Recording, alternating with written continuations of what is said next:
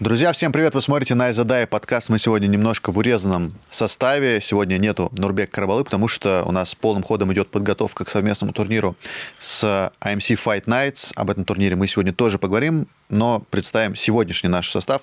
Сула, наш боец KZ. Бонжорно. Дидар, Сарбас подкаст. Всем привет. Меня зовут Миша. Очень приятно. Давайте начнем по традиции с прошедшего UFC. Смотрели? Последние два боя смотрел. Я, честно сказать, тоже последние два боя. Что-то вначале я посмотрел, но я тупо за креслом уснул. Но проснулся на последние два боя. Если честно, я хотел посмотреть бой сына Бена Аскрена против Борщева. Роман Копылов зовут. Ну, это шутка. Он чист Купер, но его называют Роман Копылов. Почему? Да. Ну, похоже. Все. Я просто хотел посмотреть, но потом посмотрел результат. Честно, не люблю смотреть бой, когда ты уже знаешь результат, нету вот этих каких-то ощущений. Короче. Ну, кстати, бой прикольный прям получился. На самом деле, все думали, что Борщев прям, ну, я думал, на несколько голов выше в ударке. И Борщев тоже так думал. В итоге пропустил жесткую плюху от Чейза Хупера, и потом Чейз его забивал, перебарывал. В итоге там была тоже остановка такая неоднозначная. Борщев постучал один раз, вот, из дарс-чоука. И вот это такой, ну, на самом деле, интересный момент, потому что там в СНГ ММА, если ты один раз стучишь, обычно не останавливают. То есть один, типа, хлопок. Да, кстати, да, я видел этот момент. Мне, кстати, вот тренер по БЖЖ говорил, что это вот частая уловка СНГшных. Они вот так один раз типа стучат, соперник начинает приотпускать, и они потом начинают дальше бороться и говорят, что типа, ну, я не стучал. Ну вот да, а в Америке, наоборот, прям к этому жестко относятся. То есть главная задача рефери в Америке — это предотвратить травму спортсмена, вот, а в России предотвратить свои травмы, потому что бойцы потом, если, например, он скажет, я один раз стучал, ты специально там это сделал, может напасть еще на рефери там потом. И было много разных случаев, вот, когда потом бойцы были недовольны результатом, поэтому чуть по-разному в России, там, в СНГ, в Казахстане и в Америке работают рефери. Вот, поэтому бой классный, посмотрите. И там еще у Борщева прям огромная, не знаю, видели фотки? У него прям огромная такая была гематома. Вообще огромная, прям, как будто мобильный телефон в голову встроили. Офигеть. Я видел просто лицо, помню, вот лицо в крови, а гематому не помню. Да, там прям гигантская гематома. Не, ну Чейз Хупер такой, значит, крепкий. Да, 24 года всего парню, 32 года Борщеву, и действительно Чейз Хупер, он такой непонятный, вот как будто действительно Аскрен 2 очень хорошо борется, такой ботаник, и при этом раздает направо и налево, на самом деле, вот хороший бой показывает. И еще, типа, у него очень большой ход для роста, 24 года, еще может прям прогресснуть, видимо. Я помню, я почему назвал его сыном Бена Аскрена. Чейз Хупер как-то подходил к Масвидалю и говорит, вот, почему ты побил моего отца? И Масвидаль такой, блин, растерялся аж. Да, их же ставят втроем, типа, это семья Аскрена, это типа Роман Копылов, Чейз Хупер, и как раз сам Аскрен постоянно всегда над этим угорают. Окей, давайте про соглавный и главный бой тоже поговорим. Нурсултан Рузибоев, боец, которого вы точно знаете, он дрался много в Казахстане, на Алаш Прайде выступал, подрался. В Пижеке он тоже выступал. Я видел этот бой, он с Робертом Ли дрался, и, по-моему, в первом же раунде технический нокаут. Ну да, у него на самом деле просто нереальное какое-то количество боев тоже. Нурсултан часто дрался, много дрался, и сейчас третий бой в UFC, причем тоже за короткий промежуток времени с бойцом из топ-15, Хоакином Бакли, и в этот раз проиграл, причем, ну, в одну калитку, можно так сказать. И там же, по-моему, еще и по коэффициентам не совсем он большим андердогом же был. Знаешь, как было интересно? Сначала он был, так как я на этот бой ставил, сначала он Ты был... ставил? Да. Ты делаешь ставки, брат? Бывает. Серьезно? Серьезно. Камон. Нифига себе. Сначала он был, короче... Нет, ну это дело каждого, короче. Да. Ну, мне так интереснее. Некоторые бои смотреть не могу. И сколько ты поставил на него, если не секрет? Ну, секрет. Он был в экспрессе у себя или... Я не буду говорить, на кого я поставил. То есть ты делаешь экспрессы, да? Или как? По-разному все делаю. А вот в этом случае это был один из экспрессов? В этом был Одинар. Ординар это только на него, да, типа ставишь? Да. Короче, Хоакин Бакли изначально был фаворитом. На него был сначала коэффициент 1,6, по-моему. А потом все стали на Рузибоева грузить, и Хоакин Бакли стал андердогом. Да ладно, серьезно?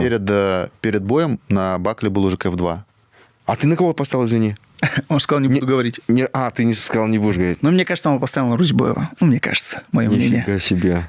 Вот. Короче, можно я скажу? Михаил, извини, пожалуйста. Я сделал у себя рилс. И в ТикТок я, короче, его заливаю. И я, короче, делаю... У меня начало там еще такой провокация жесткая.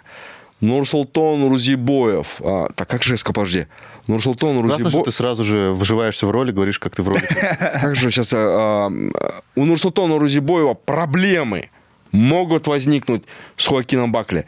И, короче, два блогера, не блогера, я не знаю, там у них 30к подписчиков плюс в ТикТоке. Они вот этот момент мой, короче, берут и делают, короче, с него видео, и меня отмечают, и один отмечает: это у тебя в башке проблемы, братан, ты чё, Нурсултан выиграет, я на него 10 тонн поставил, первый раунд, нокаут. Но он без оскорблений, вот так вот.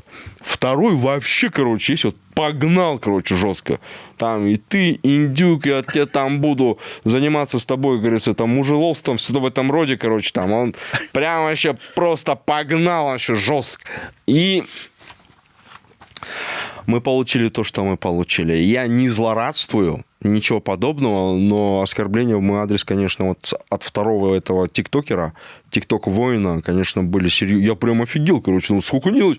Я же там ничего так, я говорю, могут возникнуть проблемы с Хоакином Бакли. Я там, короче, говорю то, что за 2020 год он в UFC стал лучший нокаут года. Непростой пацан, топ-11.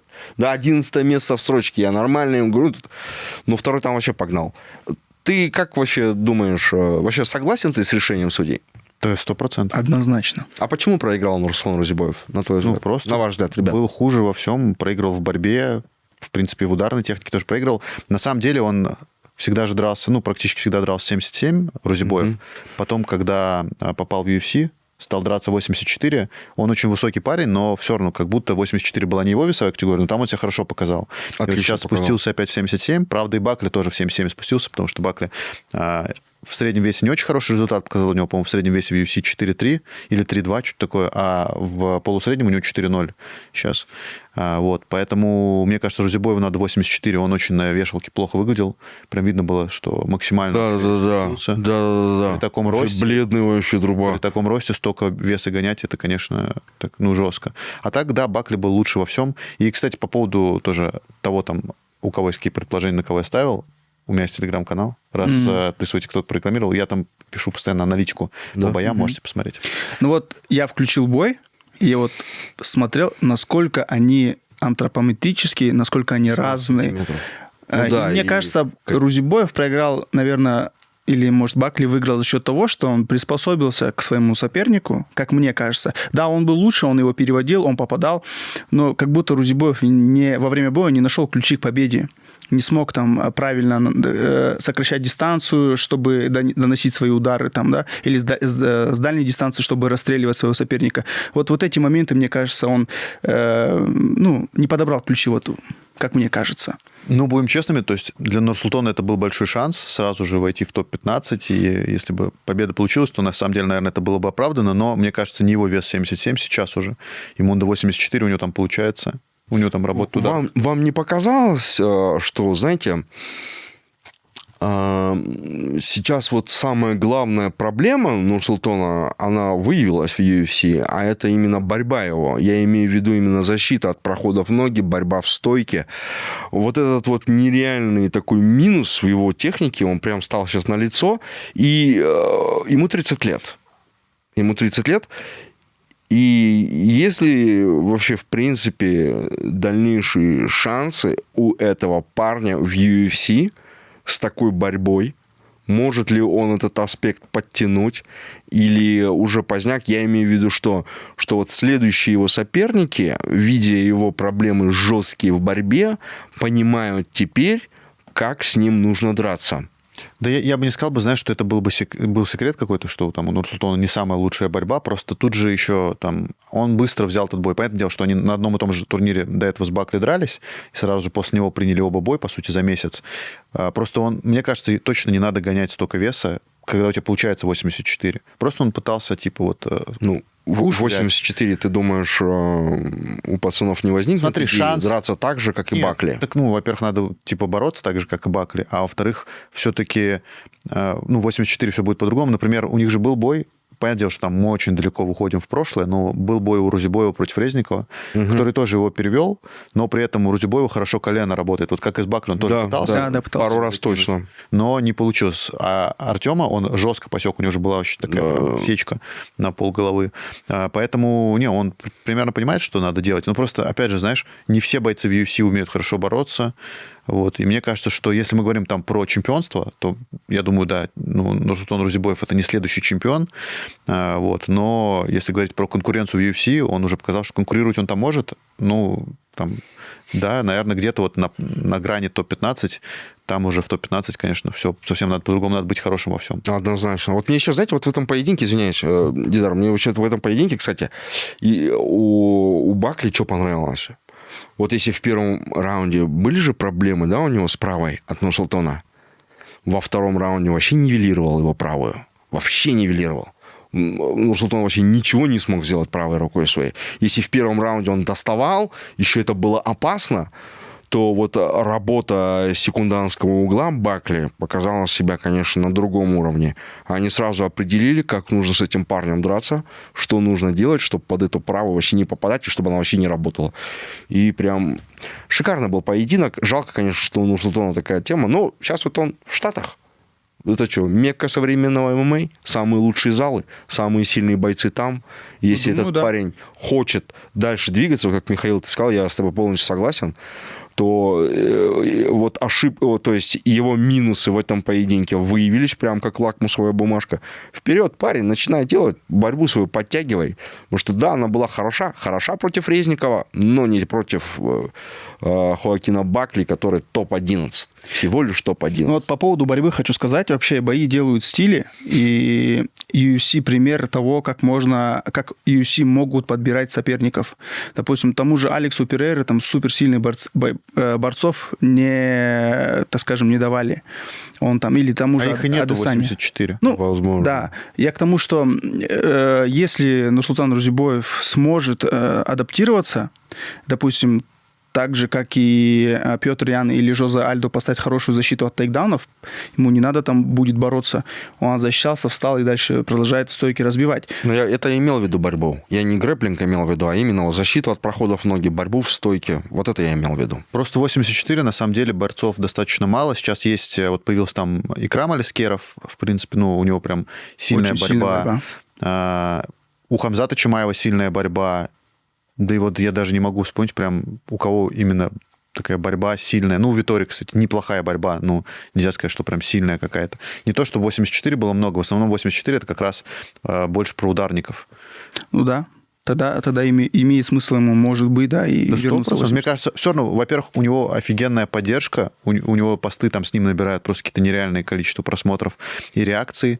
Вот сейчас как-то вот было незаметно, потому что не так было много бойцов из Узбекистана, которые там на мировой арене представляли, там просто к Махмуду Мурадову разное отношение было. Офигенный боец. Мне очень нравится Мурадов. Я там про фан-базу, что типа к нему кто-то относился там очень плохо, кто-то относился даже с Узбекистана хорошо, поэтому, наверное, его там за скобку вынесем. А вот Нурсултан Рузибоев, человек, который сейчас Узбекистан представляет, поэтому очень большая поддержка. Все в его руках. Если Нурсултан, я думаю, он захочет, если поставить перед собой цель, его главное, чтобы его угол это понимал, его тренеры. Хочу немножко сказать про Бакли. Мне кажется, что он становится таким кринж-бойцом.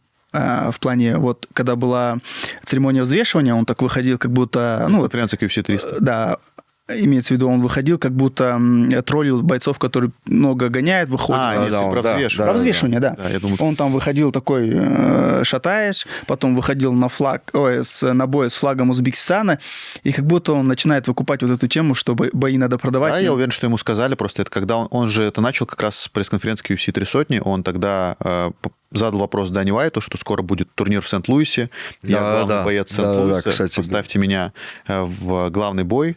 Его не поставили в главный бой, но поставили в соглавный. Действительно, типа, спустя месяц. Он устроил шоу, что говорит, я про офигенный бой. Мне бой. кажется, либо ему кто-то подсказал, что надо. Он же потом вызвал после боя Конора Макгрегора. Вот, еще Конора Макгрегора вызвал. Да. А в 7-7, да, он его, получается, вызвал? Я думаю, что это... Это был просто важно. прикол, мне кажется. Он красавчик, он делает все, что как нужно вообще. Он понял правила игры и чисто по ним двигается. Молодец. Как Ислам Махачев в свое время Брока Леснера же вызвал, поэтому Да. не вижу никаких, да, действительно, проблем там в его высказываниях. Просто... Нифига себе, Брок Леснер, это вообще там здоровая детина. Ну, это, знаешь, вызов ради вызова, а не ради боя. Ислам, если ты нас смотришь, ты нереальный красавчик. Окей. Вот. И я думаю, что у Нурсултона еще точно контракт ему продлили еще после второго боя, а может быть даже после первого, когда он на замену выходил и смог Да финишировать. даже сейчас можно продлевать. Офигенный поединок показал в любом случае. думаю. Конкурентный, но нет. Он дрался до последнего. Он выложил всего себя. Да, базара нет, не получилось. Соперник оказался умнее. Не сильнее, я считаю, а вот именно умнее. Вот в этом плане. Я же повторюсь, у него все впереди. Какой боец по-любому UFC нужен? Да, стопудово. Давайте к главному бою вечера. Дерек Льюис против, как он называет, своего соперника бразильского, он сказал, Таксист? водителя автобуса. Да, Или таксиста, или что-то таксиста. такое, водила. Да, возвращение Дерека Льюиса в последних 5 боях у него была только одна победа, вот сейчас еще одна победа, причем над парнем, у которого всего было одно поражение в UFC, довольно неплохо.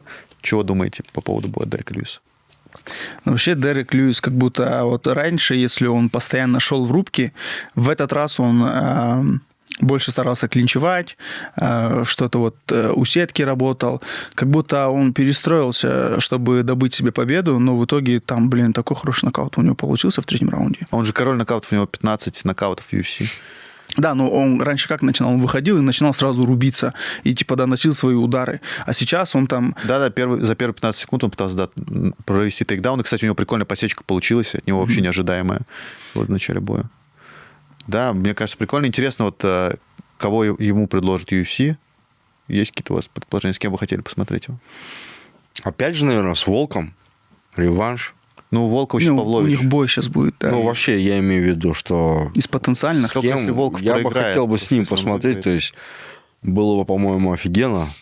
Этот поединок был бы супер. Вообще, в этой схватке, кстати, с Насиментом, мне больше всего... Вообще, мне с Льюисом всегда нравится конец, короче. Как он выгибается, орет, там, снимает себя. И в этой схватке то же самое, и его слова. То есть, самое интересное было в конце. Даже не нокаут. Нокаут, дежурный нокаут в стиле Льюиса. А что думаете вообще вот все-таки по показыванию попы своей в октагоне? Мне кажется, перебор чуть-чуть. Мне кажется, он еще пошел, снял ракушку, кинул куда-то. Это условно было смешно, что Нет, Одному это было из журналистов он кинул. Да. Кто-то его хейтил, наверное, он ему, наверное, и Не, кинул. Он, кажется, в дружественной манере, потому что тот положил потом рядом с Да, собой. и он потом еще на пресс-конференции про это спрашивает, что-то, как она пахнет, что-то такое было. Вот. По-моему, это какому-то хейтеру он свой журналист Не-не-не. закинул. Потом он кинул Шорты выкинул Там, свои. Да-да-да, Шорты они потом не знали, я видел, кого видео, они отдать. вот Да, так там вот смешная реакция, что все вот так вот стоят. Да. My balls is hot. Не знаю, по мне это какой-то... Не, это еще ладно. А вот то, что попу показал, просто, мне кажется, это уже чуть, непонятно. Копилку, да? Ну да, он прям типа... Но он отработал каждый доллар, который он получил, и даже больше, я считаю. То, что нужно было для UFC, для того, чтобы даже мы сейчас вот за эти темы разговаривали, он прям на все 100% отработал. Красавчик. Что Вот говорить? просто я не знаю, вот сейчас он там шорты снял, там ракушку снял. Что дальше? Не Это знаю. был у Робина. Дальше все что угодно может быть, дорого. Мы будем говорить об этом тогда, когда оно произойдет. А вдруг не произойдет, как говорится. Что Есть об этом такой сейчас? музыкальный исполнитель Робин Уильямс, может, вы знаете? Да. Нифига себе. На всякий случай спросил. И у него был клип, назывался «Рок-диджей». Да. Он снимал одежду, Да, сейчас снимал потом одежду, никто на него не кожу, обращал да, внимания. да. В итоге он уже стал I с себя don't кожу wanna снимать. be, да. И потом мясо себя снял. Да. Вот, ждем это от Дерека скелет. Льюиса. Вот ты только что задал вопрос, с кем было бы интересно его видеть. Я сейчас открыл ростер. И вот, знаешь, Сергей Спивак последний бой свой проиграл. И этот Жилтон Алмейда. Вот с С этим... Алмейдой они дрались недавно совсем. Мгм. Он же его типа как раз забарывал на протяжении 25 минут. Да вообще Просто неинтересно. последнее поражение Льюиса Вообще было от такая Альмейды. интересная схватка была. Да. И со Спиваком, в принципе, можно было бы, наверное. Да, но прям просто Спивак, мне кажется, не такой какой-то яркий, что ли. Хотя... Просто он выше в рейтинге стоит, я поэтому говорю, и тем более он проиграл, и как бы сейчас этот бой имеет смысл как будто. Да. И тем временем Льюису 39 лет уже тоже. Такой не молодой парень, при этом такой баловник. Угу. Вот это что шортами еще в конце там. Да, вот это, кстати, вообще максимально смешно и кринжово.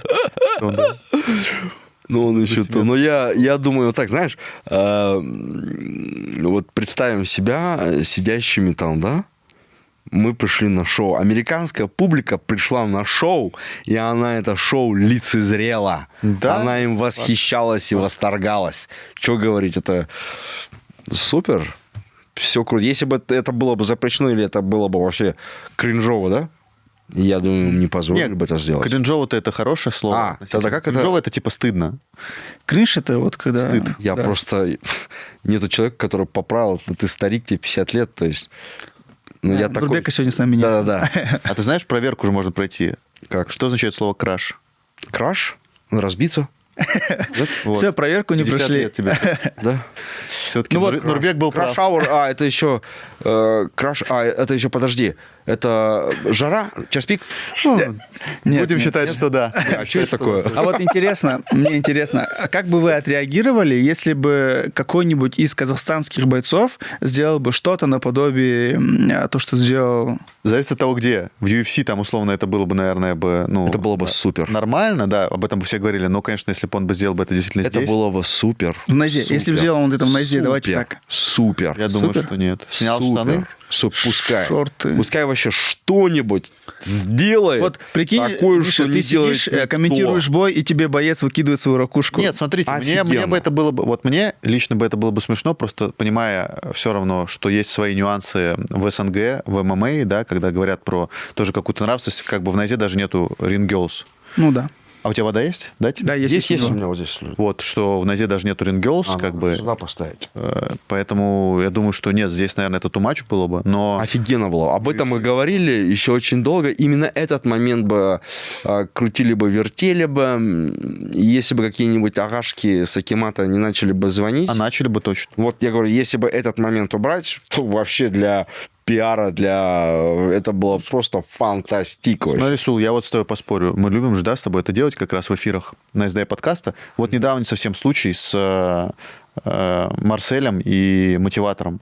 Жесть. Ну, а Жесть. ты как раз же делал про это, да? Прям Да. несколько репортажей. Ну вот, Да. видишь, это все закончилось плохо. Я скажу тебе что так, почему вообще я вот на Марселя вообще начал наезжать. Я тебе однозначно. Я сделал вот 3 выпуска и у себя в инсте рилса. Они все были направлены именно против Марселя. Почему? Потому что я увидел его слова в сторону вообще Найзы, в сторону Карабала. Он такую чушь там нес. Но я не критиковал то, что они сделали с Ануарбеком. Ануарбек, вот, кстати говоря, позавчера только вышел, бедолага, откинулся. Мотиватор. Но то, что он начал говорить про Найзу, что там она и такая, и сякая, и Нурбека начал прилетать, ты там то и то делаешь. Что, Вася вообще сдурел, что ли? Вот это уже почти какие-то как сейчас скажу, это пошла уже, когда он лжет. Это была неправда, заранее он знал правду, и он просто лгал, он хотел, оклеветать. Я против таких вещей. А то, что они сделали с Ануарбеком, я считаю, супер. Супер. Ну, видишь, в Казахстане не всем понравилось. Обернулась не Вот очень. это проблема Казахстана. Это огромнейшая проблема Казахстана, то, что какие-то агашки могут взять и позвонить. Потому что, по сути, что сделали эти 2 пацана? Да? Во-первых, они записали это, они пришли в суде, они сказали, что, ребята, это была все постановочная тема. Суд, что может им предъявить? То, что вы это сделали в общественном месте, они могли сказать, знаешь, у нас был специальный павильон, где мы это все в специальном павильоне сделали. Это все, это не было какие-то... То, что мы куда-то это разместили, хорошо, я сказал нецензурную брань, накажите меня по закону. Где в законе написано, если такое есть, но за это не дают 15 суток. Какой-то административный штраф небольшой. 3 суток, я знаю, дают. Хорошо, 15 ему воткнули. Это говорит о том, что у нас все-таки наша правовая... Вот прогибает народ. Здесь... Вот смотрел, может быть, ты фильм, господи, там про первую поправку в Соединенных Штатах. Ну, наверное, просто не один фильм такой. О свободе... Там этот играет, господи, как же его... Короче, Хаслер, есть же, порно-журнал. Вот он основатель этого, короче, журнала «Хаслер». Как же его зовут, господи? Он кентуется еще с этим, с Мэтью МакКонахи. Они вместе играли в фильме в этом... Я понял. Как же этот фильм называется? Не вместе. Он играл в фильме... Ты говоришь, из True Detective, да? Который... Да. Понял. Вуди Харрельсон. Вуди Харрельсон. Вот там всю дорогу в этом фильме идет то, что... Я понял, о каком ты фильме говоришь. Самое мерзкое, самое последнее, да, то, что я говорю, и то, что я выставляю на общественное обозрение. Но я это имею право сделать. Если мне это запретят, завтра запретят каждому из вас. Они дойдут до этого. Сделать даже какой-то незначительный проступок или незначительное слово. Если меня не может защитить мой закон, значит, вы все под угрозой. То же самое и здесь. Почему у нас есть случаи, когда, допустим, в каких-то других лигах брали и матерились пацаны? Мы же знаем эти случаи. Помнишь ты этот момент? Один из, который был, кстати говоря, здесь. Я, честно сказать, он там прямо X, Y краткое говорил вслух. Дали ему сколько-нибудь? Нет. Не дали ничего. Не дали. Здесь, значит, идет предвзятое отношение. Однозначно предвзятое отношение конкретно к лиге Найза, я считаю, от некоторых государственных чиновников, которые любую эту смотрят под микроскопом. Если что-то произошло, иди сюда, распишись, получи. И Ануарбек, я считаю, Бекимбетов пострадал просто так. Хотя, кому он там мешал? От этих людей поступило сообщение. Или что? Просто взяли. И на Марселе я наехал. Ты же, если ты слушаешь, просто там по-кыргызски говорит. И, наверное, нужен дословно хороший перевод, но там очень серьезные обвинения идут в Лигу Найза и серьезные обвинения Нурбеку Карабала вообще. И он это все преподнес таким макаром, что, короче, вы мрази конченые, а я здесь самый правильный. Вот так он это все преподнес. Лови тогда, фашист, гранату. Кстати, мне понравилось, какое видео Ануарбек сделал после. Да. Вот оно было таким, крутым. Ты, наверное, не видел, да? Видео сегодня вышло. Да. Вот это было крутое видео. Ануарбек молодец. Он один из немногих, к сожалению, бойцов казахстанской ММА, которые понимают правила игры. Жаль, что ему не 25, а он бы тогда вообще просто здесь был бы номер один. Он и так номер один в своем амплуа. Я бы все-таки сказал, что, наверное, рукоприкладство лишнее. Не знаю, мне так кажется, что даже если ты раскрутишь как-то бой, слова это классно, а действия все-таки это не классно, если эти действия к чему-то плохому приводят. А говорить действительно надо. Всегда перед боями ты должен продавать свой бой, помогать лиге, потому что она тебе платит зарплату. Но нужно не переходить какую-то грань. Но я тоже не понял, за что ему дали 15 суток. Да ладно. Друзья, наша команда создает уникальный контент в рамках нашего промоушена. У нас происходит здесь интервью, снимаются подкасты, монтируется много-много видеоконтента. И видя, как многие из вас, которые посмотрели это видео, являются не подписчиками нашими, мы, конечно, хотим попросить вас, подпишитесь. Для вас это 5 секунд времени, даже можно сказать секунда. Но для нашей команды это очень большая награда от вас. Так что не жалейте комментариев, лайков и подписок. Ждем вас. Давайте поговорим про RCC-19, про бой Куат Хамитова и Александра Шлеменко. Во-первых, Сула, подвели тебя твои информаторы. Ты говорил, что боя не будет. Бой был. Я такого никогда не говорил. 10 вставок. Куат, зачем ты вышел на этот бой? Зачем? По вашей логике, это наоборот Шлеменко не должен был выходить на бой. Почему? Потому что у него же был следующий бой сразу. Да там разницы нет. Да, там уже все неважно. Это было бы просто, как было бы круто, если бы этого поединка не состоялось, и я оказался бы прав. Ты бы, знаешь, ты сидел бы и говорил, я же говорил. Да. Полю 100 пудов, ты что завязывай? Я бы сейчас орал бы во все стороны об этом. Мистик Сула. Не могу. Куатик самый красивый Найман на свете. Не просто Найман. Кого-нибудь удивил исход боя? Блин, меня удивило. Да вообще труба, блин. Серьезно? Не может быть не сколько исход, а сколько сам, как бы проходил, меня удивило. Там был, блин, честно, был D-класс. А ты, думал, визуализировал по-другому? как? Я думал, что хотя бы Хуат Хамитов будет конкурировать в поединке. После какого? После, наверное, середины первого раунда он просто проходит ногу и там застывает и ничего не делает. Но это не поединок, это, Просто пришел бессилие. за бабками, Да. взял бабки, всех поблагодарил, да, сделал влажную уборку и ушел. Вот. Кажется. Мне кажется, единственный минус, вот этого выступления для Куата, что второй раз, наверное, его на RCC Никогда зовут. больше. Вот так вот. Не то, Да. что уже пойму то, что он не показывает шоу. Нет, у Хуата есть аргумент. Почему? Он выходил на весовую категорию выше. И Кого как бы... это не волнует? Нет, согласен, не волнует. но- Аргумент для кого? Вот ты RCC. Вот ты глава RCC. Для тебя это будет аргументом в следующий раз, чтобы ему дать 2 Я посмотрю показатели, наверное, сколько Хуат Да привел. ладно, серьезно? Конечно, это так Да и работает. Я думаю, что просто, во-первых, понимая... Ты же должен еще... Извини, пожалуйста, Михаил. Ты же должен еще понимать, а теперь они придут второй раз посмотреть на этот ужас. Там в зависимости от соперника еще. Если какой-то ноунейм поставит против Хуата, конечно, не Ну, а придут. зачем? Ты знаешь, просто Куату заплатили большие деньги. Я просто, Вот, как слышал, да. очень большие Это деньги. 2 миллиона долларов, да, я слышал? Нет. Сомневаюсь. Нет, 2 Может, миллиона. рублей? 1 900 000? Нет. Не $800. такая кратность, но очень большие деньги. 1 500 000. Нет. Ну, не- конечно. миллион Не дали миллион, долларов нет. США? Куат, ты... Как я знаю, что не миллион долларов. Да я точно шучу, только- брат, шучу, конечно. Просто $1 000 000, ничего себе.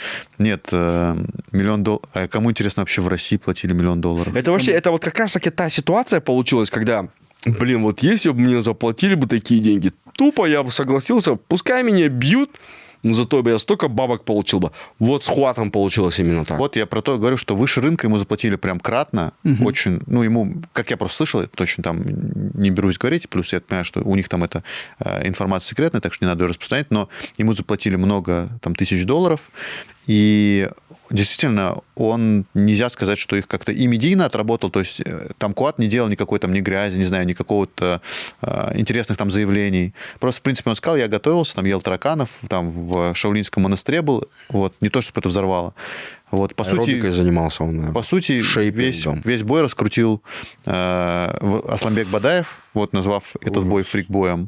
Это обсуждали. И потом еще из интересного, что случилось, то, что был конфликт у Шлеменко и Со Ивана Штырковым? Штыркова, да. Вообще, я просто вот задаюсь вот вопросом. Хуат Хамитов, да, вот я вам честно скажу, вот сразу же, да, вот мне кажется, если бы он готовился, он просто, ёпта, говорит, не готовился. Если бы он готовился, он бы показал хорошо. Может быть, он не выиграл бы. Но он показал бы гораздо интереснее поединок. Вообще, он бы не выглядел так убого, так жалко не выглядел бы. В его глазах, опять же говорю, не читалась бы одна единственная мысль. Когда это все закончится, где мои деньги, я пошел домой. Вот этой темы не было бы. Если бы он нормально действительно готовился. Это во-первых. Во-вторых, вот это вот то, что Асланбек Бадаев сказал. А ведь Куат Хамитов – это легенда казахстанского ММА. Это это имя неразрывно связано с казахстанским ММА. Это он есть в какой-то степени казахстанский ММА. Многие бойцы сейчас теперешние, которые уже профессионалы, добились чего-то, они смотрели на него, восхищались его боями, и он их мотивировал, чтобы они стали таким. И вот теперь итог. Асланбек Бадаев говорит, что это фрик-бой. Вот это вот, по-моему, самая жесть. Не знаю, в защиту Асланбека, Нет, я говорю то, что Асланбек Бадаев, он точно сказал. Это так и есть. Я имею в виду, что в укор Куату Хамитову, что вот его карьера завершается именно такими тезисами. Ужас. Ужас. Хотя он мог сделать все правильно. Он мог нормально подготовиться, хорошо подготовиться. И тогда была бы совершенно другая картина. И мог бы даже и выиграть. Почему бы и нет? Но, как показало вот это все, Ой, боже мой, какой... Мне кажется, знаешь, Сулу, есть нюансы. Смотри, ну, во-первых, там, готовься, не готовься, ММА бою участвуют два спортсмена, и Александр Шлеменко это действительно хороший, очень высокого уровня боец, который умеет защищаться от борьбы, который очень сильно бьет. Куат Хамитов неплохо борется, ну, даже, может быть, сказать, хорошо, но в другой весовой категории, но Шлеменко физически сильный, защищается от борьбы, еще и сильно бьет, поэтому я не очень понимаю, как можно было там условно подготовиться, именно, действительно, как Дидар говорил, что бои делают в стиле, там, в стиле делают может бои. быть, не победить, но не так конкурировать. Я не знаю, как... Слава богу, что не было финиша. Слава богу, он не проиграл с обмишленным или такого. Слава богу. Хотя бы так проиграл. Это было бы вообще просто жесть. Куат Хамитов размен Хотя, может быть, лучше бы он проиграл бы нокаутом. Там, раз, там, во втором раунде там все попало. Извините, пожалуйста, сделал все, что мог. А тут сразу, там у меня сколько комментариев, Куат выходил не против Шлеменко драться, а выходил бороться с его ногой. Вот, самый популярный комментарий такой. Куат Хамитов в этом поединке боролся с ногой просто Александра Шлеменко, и он проиграл. Шлеменко нога тяжелая. Александра Шлеменко. Вырубал с нее. Ну, что, Куат Хамитов максимально безопасно для себя дрался, он не выходил в размен, он минимально сделал удар, там даже 10 ударов, по-моему, не было. Нет, 12 ударов он сделал за сколько? За 15 минут. Это очень мало. Мне кажется, как будто боялся улететь в нокаут. Ну, КПД этих ударов было, наверное, очень сильным, да? Одну сечку он поставил, кстати, Александру. Да, одну сечку сделал. КПД по деньгам, я имею в виду. По деньгам, да. Это прям 12, если наверное, поделить на эту кстати, сумму. одни из самых дорогих ударов. Да. За всю карьеру вообще Куата это за всю историю ММА СНГ точно. Это прям... Даже так? Ну, так нельзя. Нифига себе. Я думаю, что близко. Он просто не готовился, и вот это самый главный минус, и заставил всех нас смотреть этот поединок. Конечно, он ничего нам не обещал, это наши ожидания, это наши проблемы. Нет, ну, кстати, Куат в интервью говорил, что победит Александр, и Александр будет... Хотя, на самом деле, вот сейчас вот я вспоминаю этот поединок, вот положа руку на сердце, вы можете меня захейтить, но мне кажется, Куата Хамитова засудили.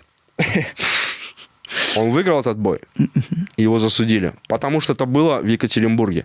Если бы это было в Алмате, Куат бы выиграл. Это была бы ничья, мне кажется. Кстати говоря, про засудили, интересный там был момент, уже второй. Я шучу, ничего не засудили-то. Нет, не про Куата вопрос. Там дрался Тимур Нагибин против... Забыл фамилию парня. Вот я его знаю, на самом деле, но фамилию забыл, к сожалению. Елымов вроде, не помню. Ладно, можно посмотреть потом. И должен быть изначально бой по правилам ММА с братом Анатолия Токова, но потом он снялся, в итоге нашли парня за день до боя и переформатировали правила под кикбоксинг в ММА-перчатках. Там судьи посчитали, потому что это Екатеринбург, и Тимур, получается, как местный выступает за Архангел Михаил, в его пользу поединок. Вот то же самое было в бою Асылжана Бакаджанулы и Максима Гришина.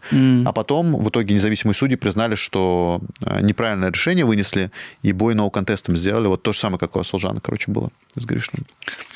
Значит, у РС какие-то проблемы с судейством? Нет, но они в итоге пошли навстречу. Это хорошая история, если действительно там... Они в итоге, по-моему, даже отстранили своих вот этих боковых судей от дальнейших поединков. То есть честно поступили, это хорошая история для РСС точно. Ну да, РС надо, мне кажется, следить за судьями, потому что это второй прецедент. Всем надо следить за судьями 100%? Нет, я согласен, что всем надо следить. Я имею в виду, РСС нужно тогда не следить, а приглядеться к тем людям, кого они нанимают. Почему? Объясню. Потому что второй поединок уже, который выносят и потом меняют. Допустим, мало сейчас лиг можно вспомнить. А это, наоборот, хороший прецедент. То есть во многих лигах типа спорный какой-то поединок, и все, ну, да, там все не говорят, но просто никто, ACN, например, не рассматривает апелляции, а РС рассматривает апелляцию. Максимум выходит Майербек Хасиев и говорит, я не согласен с решением судьи, но пересмотра не будет. Да, то есть вот поэтому, мне кажется, наоборот, интересный прецедент, как минимум. В Исее, по-моему, там вообще 5 да, судей? Да. Да, офигеть. После спорного боя с Арманом Успановым? Нет? Тогда было 3. Не с Арманом, по-моему, а с Паном. Арман и Полпутников? Ну, не после их боя вроде. Да. После боя Абдулазиза и Вартаняна, может быть, я не помню, короче, после боя кого-то... Или даже... Здесь Вартанян? Нет, по-моему, это было с Арманом Успановым и Полпутниковым, когда ему вторая их схватка. Разве не Резников против... Или Резников, Раисов, да. Да, Резников, Раисов, кажется. А может и нет, точно не, это было... Резников, Раисов в то время были 5. Я говорю, 5 у них стало... Можно посмотреть потом. Уже давным-давно. Пишите в комментариях, друзья, кто знает. На самом деле я тоже могу загуглить, но сейчас, к сожалению, телефон не под рукой. Ладно, шутка под рукой, но у нас подкаст. Так, а что по поводу карьеры Куата дальше? Какие у вас предположения? Поп ММА. Я вижу только его в поп ММА. Футбол? Я более чем уверен, что Куат Хамитов должен стать профессиональным футболистом, возглавить сборную Казахстана по Нет, футболу. тогда у нас сейчас медиалига, он может сделать свою медиакоманду и показывать, что ту команду, которую он сделает, сможет сперва выиграть медиалигу, потом может в КПЛ зайти и, короче, вот так вот. Вы, кстати, вот у меня инсайт по поводу футболистов, и есть такая Он информация. такого же уровня, как то, что не будет боя Куата Шлеменко? Посерьезней. Короче, сборная Казахстана по футболу сейчас, короче, в контрах с Куатом Хамитовым, оказывается, после именно этого поединка, его поражения, потому что они все, оказывается, пошли и сделали ставку на победу Куата Хамитова. Он проиграл, и они сейчас с ним вообще не разговаривают, не общаются, везде его заблокировали. Это чисто из-за этого, не из-за того, Да. что он говорил до этого. Да, вот так вот получилось. Ну, Кстати, сборная Казахстана по мини-футболу выиграла Евро. Вот. 1 евро? 1 евро – это уже много. 1 евро. То есть это Но по мини-футболу. 1 евро это около 450. 487. 1 евро. Да. Ну, неплохо. Хотя на команду не так много, да, получается? Да, на не одного так много, человека не то так нормально. много, не так много. Сейчас взяли и обесценили победу сборной Хотя не, Казахстана. они же из-за Куата Хамитовских комментариев же понизили же им всем зарплату, наверное, даже это нормально. Мне кажется, наоборот, Куат замотивировал, они смогли выиграть. Это было, это было по мини-футболу. А Куат Хамитов обращался в профутбол, Профутбол. а в мини-футболе денег государства нету. Поэтому, Всего 1 евро. да, всего 1 евро. Ну, поэтому и призовые небольшие. Окей. Что дальше для Александра Павловича Шлеменко? Артем Резников, тоже боец из Казахстана, хочет бой с ним уже очень давно. Вы бы хотели бы этот бой видеть, потому что Александр сказал, что не поднимется в 93 ради боя с Иваном Штырковым. Этот бой ему не интересен. А вот бой с Артемом Резниковым хотели бы вы посмотреть, и как думаете, он бы по-другому бы сложился, нежели как с Куатом Хамитовым? Ну, Артема, он вообще на другом уровне же. Совершенно на другом уровне. И Артем готовится. Никогда не скажешь, что Тема не готовится. Вообще. Ну, во-первых, у Артема Резникова ударка на другом уровне сейчас, нежели чем у Куата Хамитова. Если, допустим, у него не будет проходить борьба, я уверен, ему есть что противопоставить в стойке Шторму. Мне кажется, там у Артема Резникова хороший шанс на победу. Намного больше, чем у Куата Хамитова. Ну и физически он сильнее. Я думаю, он его бороть сможет точно. Ну, по крайней мере, первые 2 раунда. А потом просто на руках его перебьет. Если оба устанут. Ну и, кстати, тоже по весу интересно. Вот он сейчас в Дагестане, выкладывал сторис недавно. Он сейчас в тренировочном процессе и весит 84 200, по-моему. То есть он и так уже в тренировочном процессе весит. Тема? Да, то есть обычно он еще больше весит. Так А что в он плане в веса. каком же зале он? Как он назывался? Сейчас тренируется? Он сейчас в Universal Fighters. Вот тренируется. Universal Fighters, да. Не, ну вот то, что он тренируется, вообще здесь вопросов нету. Никогда не возникает вопроса, что он тренируется. В отличие от Куата. Я вообще в Таиланде сомневаюсь, что можно нормально тренировать. Бля, Куат же одно время там говорил, кто приедет сюда, там, потому что там вообще казахская тусовка, короче, Он аля-улю. обещал подарки. Да, на байках гоняют, там друг друга водой обливают, там у них вообще... Какие тренировки могут быть там? Никаких тренировок нормальных там не может быть. Ну, там действительно, мне кажется, для Куата Хамитова Таиланд – это зона комфорта, где подготовиться прям супер... Ну, при этом там много топовых бойцов готовятся тоже. Например, тот же Рафаэль Физиев оттуда вообще безвылазно там занимается и показывает уровень топ-10 UFC. Вот, так что Петр Ян там тоже любит проводить тренировочные сборы и тоже показывает хорошие результаты топ-10 UFC. И, в принципе, достаточно... есть количество бойцов, не супер большое, но есть количество бойцов. Анатолий Малыхин вообще там безвылазно тоже живет. Трехкратный. Трехкратный чемпион. One Championship.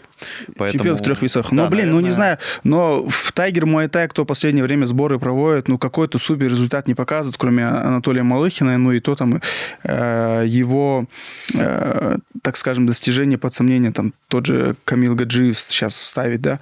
Ну, понятное дело, что One это не UFC. Да, там, а не позиция там боевик, какая и да. так далее. Но по факту, если брать, там, кто готовится в Тайгер Муай Тай, кто там, кого можете сейчас назвать, кто там супер уровень показывает, кроме Рафаэля Физиева. Рафаэль Физиев свой последний поединок проиграл Джек Гейджи. Ну, все равно Джастин Гейджи это боец из топ-10, Рафаэль Физиев тоже боец из топ-10. Джастин Гейджи был какой-то 5-й или там 4-й даже. Ну, типа, для вот хорошо... По очкам он проиграл, да, по-моему? Да, по очкам. Такой был хороший бой.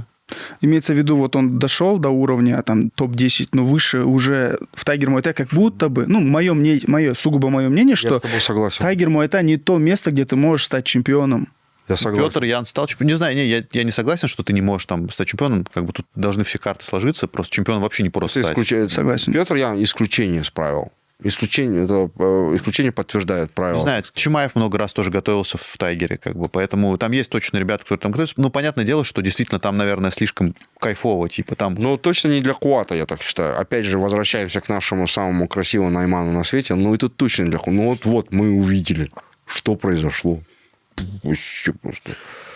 Давайте возвращаться в Казахстан. Давайте. На ИЗА-60 турнир прошел чуть раньше, но вчера он был опубликован. Ты даже... Это твой был комментаторский дебют, да, Дидар? Это был мой комментаторский дебют, да. Вот первый бой ребята выходили, Шакиров и Жолдашбек Улу. Это был мой самый первый дебют и самый быстрый дебют, наверное, который был в комментаторстве. Там, по-моему, было быстрое удушение, и я там 2 слова сказал, и на этом мой дебют закончился. Сула, кстати, а ты не комментируешь бои? Я вот, кстати, удивлен. Ты же такой, парень с экспрессией. Почему ты не комментируешь бои? Знаешь, я в Ватарау один раз комментировал их. Не Ватарау, а Вахтау. Один раз было. У меня был один раз опыт. Нет, 2 раза. Я еще Жекпежек один раз комментировал. Но это было прям очень давно. И в одном фильме, в сериале «Асаву» тоже комментировал. Кстати, да. Жандарбека там увидел? Ой, это там толпа с Нейзы была, пацанов. И Жандарбек тоже был. Я просто недавно картинку наткнулся, и Сула так в наушниках сидит и на ринг смотрит. Серьезно? Забавно, что ты в жизни 2 раза комментировал, и тебя позвали комментатором. Ну, они, видать, услышали мои комментарии и были в диком восторге. Экспрессия решает. Окей, мне кажется, 3 боя интересных там стоит обсудить. Во-первых, есть такое женское открытие. Сора Рахмонова сейчас на паузу поставила свою карьеру. И, в принципе, в UFC всегда есть запрос на женское ММА, потому что девушке-бойцу намного проще попасть в сильнейший промоушен мира. И Сора была уже там на пороге подписания, в итоге сейчас занялась там личной жизнью, вышла замуж. Но если ты сейчас там доминирующая какая-то девушка, ты можешь быстро туда попасть, уже повторяюсь. Короче, Карина Сисенова, вот, мне кажется, такое открытие. Девушка огромное количество чего-то выиграла по любителям, по грэпплингу, по-моему, Союзу тоже. И вот сейчас выиграла в своем профессиональном дебюте кикбоксершу из Турции. Вот. И мне кажется, что стоит прям за Кариной следить, потому что очень высокий уровень борьбы показала. И мне кажется, что там 2-3 боя, и на нее прям обратят внимание матчмейкеры. Вот, кстати, этот бой я комментировал. Да, там этот был... Не, она забила. Забила? Она забила. Короче, там, она короче, в партере, там, что хотела, то и делала, и в конце просто растянула и начала бить там рефери. Хотя турчанки, они же офигенные и в муай-тай, и в кикбоксинге. Ну, кстати, вот у этой турчанки были хорошие регалии именно вот в ударных стилях. Там она по кикбоксингу. Да, по кикбоксингу она чемпионка Турции. Но в борьбе она ничего не смогла противопоставить просто. Там, мне кажется, на несколько уровней. Сколько лет вот этой Карине? Молодая, ей 20-ка, вот. Да. Такой, то есть у него прям, мне кажется, задел очень большой, и, в принципе, вот я говорю, ей везет то, что она женского пола, и... Замуж заберут, и все, салам алейкум. Ну, может быть, деньги, так. которые в нее воткнул, все пропадут, короче. Да, такое тоже бывает. Давайте к следующему тогда бою, довольно коротко об этом. Бигжан Абелкасым против Даурена Мухамедьярова. Бигжан, ты смотрел Бигжан, вообще не видел? Парень с 53 килограммов, всегда уходит в каких-то масках, маска Сабзиро, до этого... я на взвешивании же был, да. Прикольный. Мне кажется, что уже у него есть какой-то образ. Победил ярко. А как победил? Было решение. Но это было... Бились они, на протяжении всех 3 раундов. А это какой? Это 53? 53. Вот, да, то, что вес как бы совсем не супер интересный для публики, на самом деле, потому что он вообще только представлен в Найзе и One Championship. А так в мире 53 килограмма. Ну, может быть, в каких-то азиатских еще лигах есть. Вот, а так в UFC его нету, но при этом прикольно, что парень уже понимает, он и интервью интересное дал, потом он, кстати, вызывал индуса, вот не помню, как его зовут, Митхун Чакраборти. Шам, да, это Шам. Вот он потом этого индуса нашел в раздевалке, к нему приставал, говорит, дай мне бой, хотя они из разных чуть весовых категорий. Короче, прикольно, что парень понимает правила игры ММА, хоть и находится в там, не самом интересной весовой категории. Не, ну и мне нравится то, что он не только за пределами октагона, он в октагоне очень зрелищный бой показал. Там, ну, техника ударов у него очень крутая, а защищался от всей борьбы, которую ему противник навязал. Круто. А ты не был в Сул на 60-м? Ты был же, по-моему, нет? Нет, не было. Нет, я же...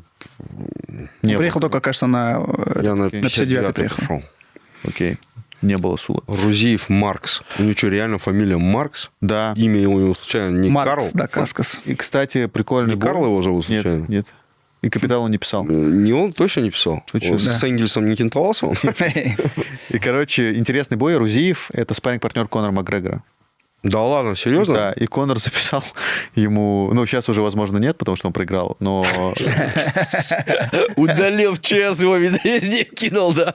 Ну, справедливости ради, Рузиев очень хорош именно вот в переводах. Да, вот он постоянно... Да, ну как-то вот не С хватило, русского что на ли, казахский, я не знаю да? даже, как С английского сказать, на- характеру, что ли, не хватило вот именно Маркс как раз типа вот духом. Да. Прям знал, к чему шел, и в итоге, да, смог победу Там забрать. такая Маркс неожиданная... это наш, да, парнишка, я так понял? Кыргыз, по-моему.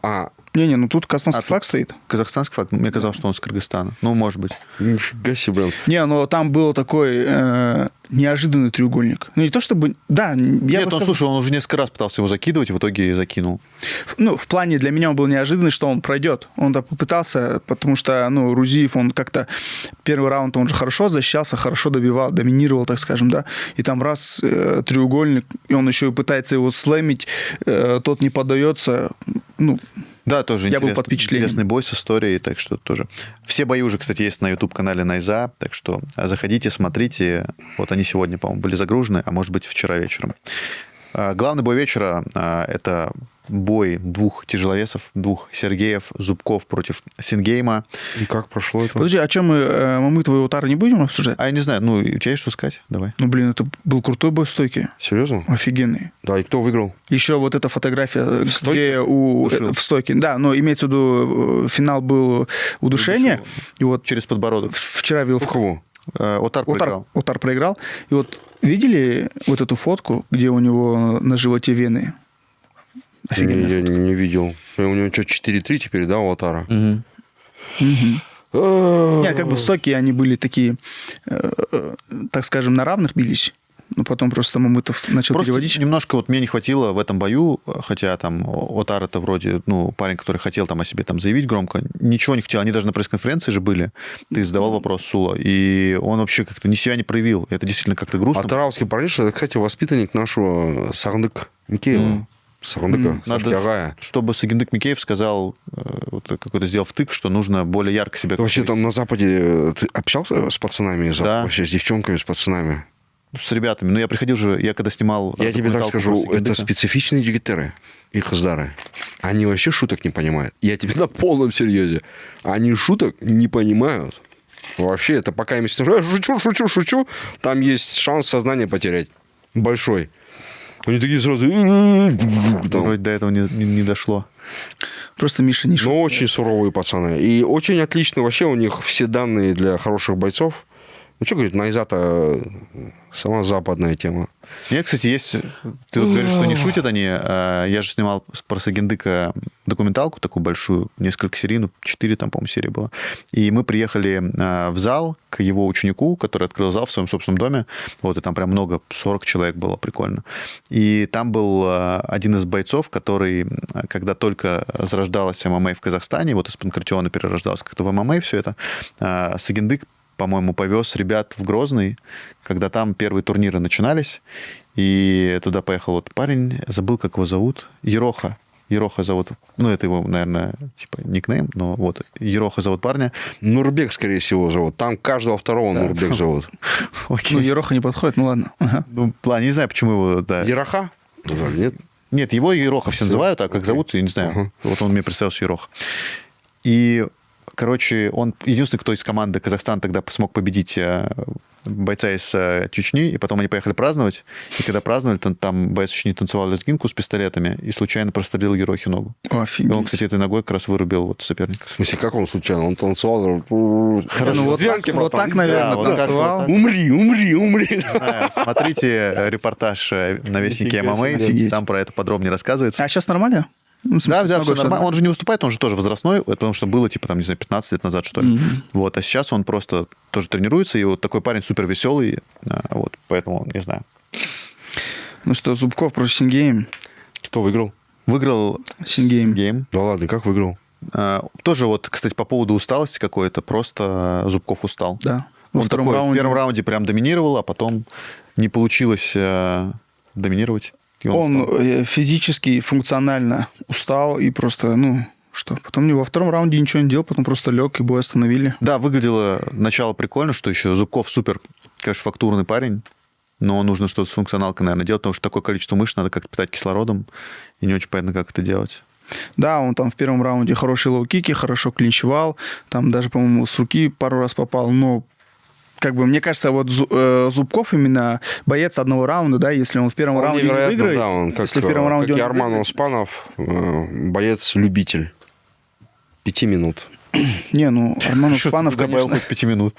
да. Не, Уже щас я имею в виду полюбитель, там, самбо, то есть 5 минут, а далее уже, если получилось, то все.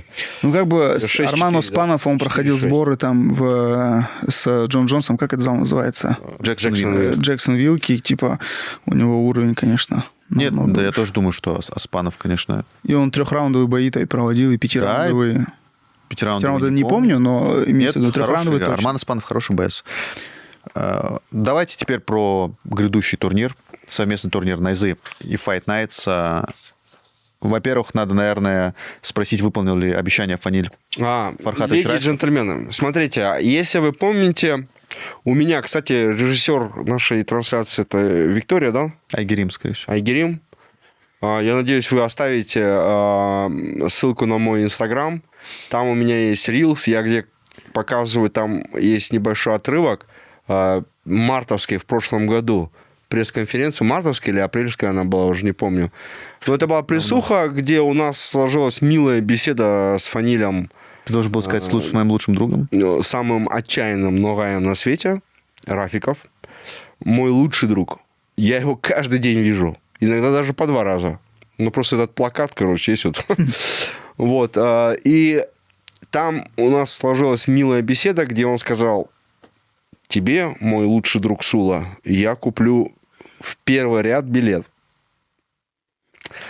Но Фаниль не купил мне билет в первый ряд.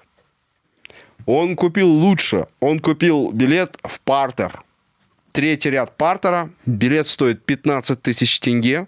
Этот билет уже он мне скинул, цифровой билет. Леди и джентльмены, буквально сегодня, как только у меня этот рилс вышел. Ты, главное, в кадр не показывал? Там Нет, я не... Нет.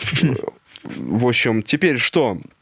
Как я и говорил в своем рилсе, давайте сделаем среди моих подписчиков, и подписчиков, я надеюсь, сделаем совместный прямой эфир с инстаграм-страничкой Найза. И там среди подписчиков разыграем этот билет. А как бы ты я и разыграл? обещал.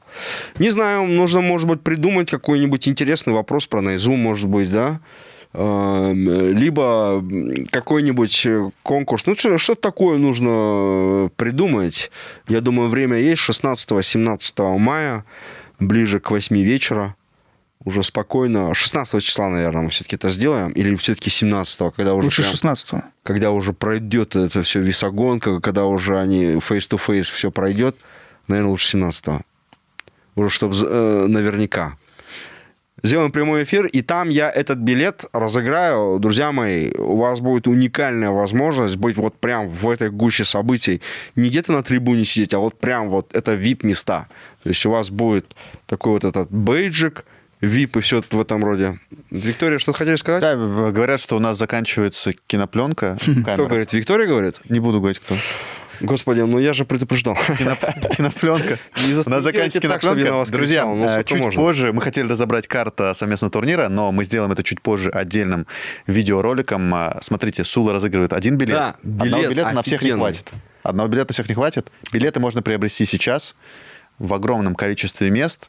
На сайте Найза ТВ есть полный список, и там же можно это приобрести. Плюс Тикетон, по-моему. Заказ билетов. Заказ билетов. Ты знаешь, да, где все места? Заказ билетов? Да. А еще где-то? Алмата-Арена, Тикетон, Кино КЗ, во всех провайдерах, кто продает билеты. Это совместный турнир. Ребята, это совместный турнир, там наши все звезды. Главный бой – экс-чемпион AMC Fight Night. Байрактар. Нифига себе. Как бы тогда? Нариман Абасов против экс-чемпиона Найзы. Фаниль. Самый злой ногай на свете. Рафиков. Ну, это прям... Это супер. Кстати, вот еще раз. Леди и джентльмены. Вот мои коллеги сказали, где можно купить билеты. Да, билеты все в общем доступе. Но я еще раз подчеркиваю. Не забудьте, 17 мая я буду разыгрывать VIP-билет. Вы будете там прям внутри, и однозначно вам эта тема понравится. Видеть вживую вот с такого расстояния поединки ММА профессиональные, тем более Найза. Это дорого. Возможно, даже вам понадобится зонтик. Ну, на этот бой, потому что с такого близкого места кровь летит же. Однозначно, однозначно. Мы сделаем большой разбор совместного карда Найзы и Fight Night совсем скоро. Там выступает очень много казахских бойцов, очень много выступает не только казахстанских бойцов, если вы не из Казахстана нас смотрите. Это совместный турнир с Fight Nights, будут звезды Fight Nights, будет, кстати, даже настоящий Халк, ингушский Халк будет выступать на этом турнире. Очень много крутых боев, все их обсудим чуть позже. Подписывайтесь на все наши социальные сети. Не забывайте про Сулу, он любит, когда его показывают в кадре, появляться его должен Инстаграм. Правильно. Я не знаю, я уже устал бороться с этим. Оно есть, оно есть. Работает, Наш боец КЗ. Наш боец КЗ. Подписывайтесь, конечно же, на Дедара. Подписывайтесь на все наши социальные сети. Это и YouTube-канал, на котором вы смотрите это видео, Найза ТВ. Это и наш сайт, на котором вы можете посмотреть, кстати, совместный турнир. Также наш ТикТок и наш Инстаграм. Очень много социальных сетей, в каждом свой уникальный интересный контент. Всем спасибо, скоро встретимся. Аривидерчи. Всем до свидания.